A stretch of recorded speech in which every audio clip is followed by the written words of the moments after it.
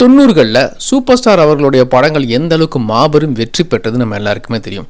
ஆனால் அந்த சமயம் அவருக்கு ரெட் கார்ட் போட்டாங்கன்னு உங்களுக்கு தெரியுமா?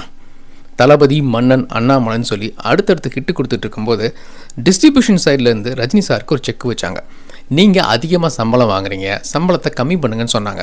அதுக்கு ரஜினி சார் என்ன சொன்னார்னா, என்னுடைய படங்கள் எவ்வளோ வியாபாரம் ஆகுதுன்னு எனக்கு தெரியும், டிஸ்ட்ரிபியூஷன் நீங்கள் எவ்வளோ சம்பாதிக்கிறீங்கன்னு தெரியும், தியேட்டரில் எவ்வளோ லாபம் பார்க்குறாங்கன்னு தெரியும், அதனால நான் வாங்குகிற சம்பளம் கரெக்டானது தான் அப்படின்னு சொன்னார். இதை கேட்காத டிஸ்ட்ரிபியூஷன் சங்கம் ரஜினி சார் மேலே ரெட் கார்ட் போட்டாங்க. அவர் ஏதாவது படம் நடித்தார்னா அந்த படத்தை நாங்கள் விநியோகம் பண்ண மாட்டோம் அப்படின்னு முற்றுப்புள்ளி வச்சாங்க. இந்த சமயத்தில் தான் ரஜினி சார் ஒரு புது படத்துக்கான அறிவிப்பை வெளியிடுறாரு. உழைப்பாளி தான் அந்த படம். விஜயா வாகினி ஸ்டுடியோஸ் கிட்டத்தட்ட பல வருஷத்துக்கு அப்புறமா மறுபடியும் ப்ரொடக்ஷன் சைடில் இறங்குறாங்க. இந்த படத்தை இயக்குனது பி. வாசு சார். படம் எல்லாம் முடிஞ்சு விநியோகம் பண்ண யாருமே இல்லை. ப்ரொடியூசர் கொஞ்சம் பயந்துட்டாருங்க. அப்போ ரஜினி சார் என்ன பண்ணார்னா, அவரே நேரடியாக விநியோகம் பண்ணார் தமிழ்நாடு முழுக்க. உழைப்பாளி திரைப்படம் எல்லா தேட்டர்லையும் ரிலீஸ் ஆச்சு. Bumper hit.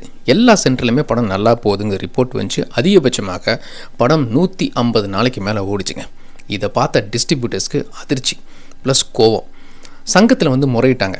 என்னங்க உங்கள் பேச்சை கேட்டு நாங்கள் படத்தை வாங்காமல் விட்டோம், இந்நேரம் நாங்கள் படத்தை ரிலீஸ் பண்ணியிருந்தால் எங்களுக்கு நல்ல லாபம் வந்திருக்குன்னு சொன்னாங்க. அதே மாதிரி இப்படி ஒரு முடிவு எடுக்க காரணமாக இருந்த நபரும் அவருடைய தவறை உணர்ந்தார். ரஜினி சார் கால் பண்ணி மன்னிப்பு கேட்டார். உடனடியாக ரஜினி சார் மேல் இருந்த ரெட் கார்டை நீக்கினாங்க. கோலிவுட் வரலாற்றிலேயே ஒரு நடிகர் மேலே ரெட் கார்டு போட்டு மறுபடியும் அதே நடிகர்கிட்ட ரெட் கார்டு போட்டவங்களே மன்னிப்பு கேட்டதுன்னா அது ரஜினி சார்கிட்ட மட்டும்தான். உழைப்பாளி படத்தின் சம்பவத்துக்கு அப்புறமா ரஜினி சார் அவருடைய படங்களின் வியாபாரத்தை அவரே கண்காணிக்க ஆரம்பித்தார், நெறிமுறையும் படுத்தினார். ஏன்னா ரஜினி சாருக்கு படங்கள் நடிக்கிறது மட்டும் இல்லை, படங்களின் வியாபாரமும் தெரியும்.